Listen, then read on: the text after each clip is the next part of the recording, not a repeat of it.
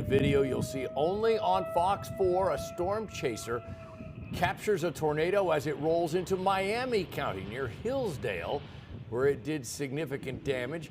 Chad Cowan was behind the wheel when power line flashes lit up the sky, and then a clear view of one of the three tornadoes that touched down. The National Weather Service now confirms the tornado that hit Hillsdale was an EF-2, winds up to 115 miles per hour. Our team coverage continues from Hillsdale. That's where Fox 4's Malik Jackson has been surveying the damage left behind. Malik?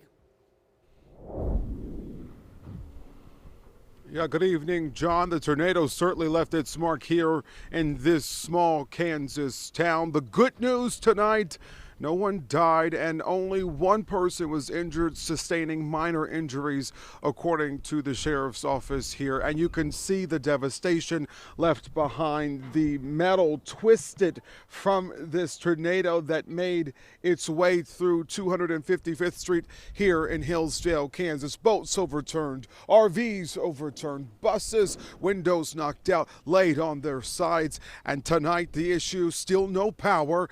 We do know that they've put this new power pole in right here, so they're working on it. The hope is to have that restored by the end of the night. You can see why they're having to put power poles in, because the old ones are snapped in half or leaning over like that one. Despite this devastation and destruction, the people in this small town say they will rebuild. Here is video provided to Fox 4. It shows the moment the wall cloud is formed as this tornado is coming from the south and about to take its time going down this road, 255th Street here in Hillsdale, Kansas. 25 years to build this, and it came down in how much time? Not much time. Probably a few, 5 minutes. 5 minutes of pure agony for this small town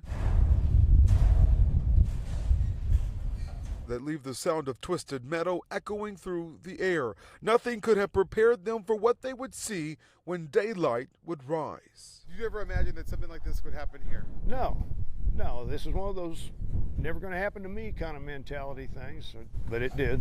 Of the nearly 300 units here, only about 50 are salvageable. Just kind of overwhelmed. I mean, where do you begin? It's pretty monumental on several levels.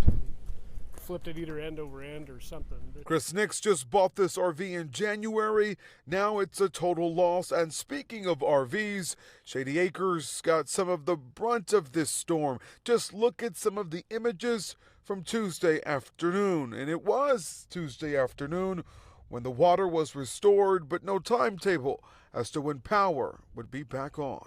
They're feeding us. Sandwiches. We have sandwiches, chips, and drinks. This town, made up of less than 130 people, is coming together, devastated but not deterred, as they wrap their heads around what's next. From their local establishments, like the Hillsdale Tavern, which evacuated its bar just 20 minutes before the tornado would come their way and left this tree behind, or the gas station on the corner, all of it evoking an emotion.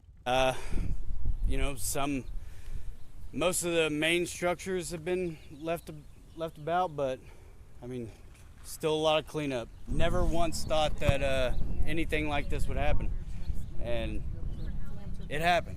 I mean, it happened. And it's always funny how Mother Nature works. You can see the destruction and devastation right there.